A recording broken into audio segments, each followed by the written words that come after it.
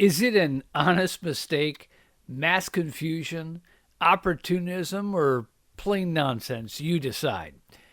Ever since the final penny was minted on November 12th by order of President Donald J. Trump, signs have been popping up everywhere warning of a nationwide penny shortage.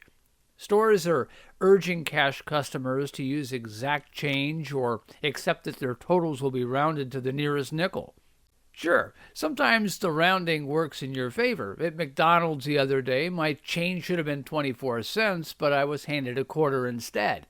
In another transaction, though, I ended up paying an extra 3 cents. Maybe it eventually balances out on paper, but that's not the point. The point is this. The U.S. Mint estimates that roughly 300 billion pennies are currently in circulation.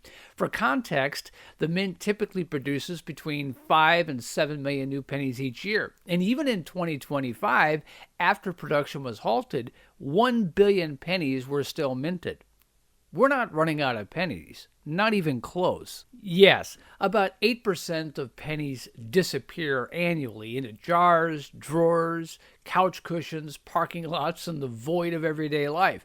But even with that attrition, the idea that we've suddenly hit a nationwide shortage is absurd.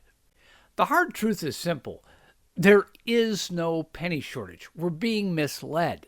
Whether or not this qualifies as gouging, it's undeniably dishonest.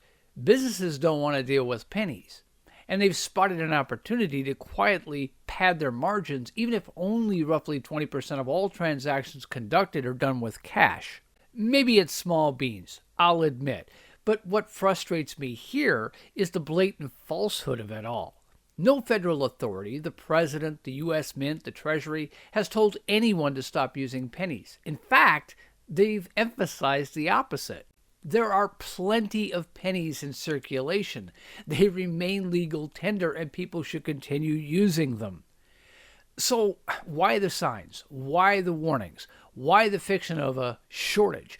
It's a completely manufactured narrative and a dishonest one. And there's another wrinkle here. If businesses keep pretending pennies are scarce and the government doesn't put a stop to it, then the burden shifts to nickels. That's an even bigger problem. A penny costs about 4 cents to produce, but a nickel costs 13.8 cents.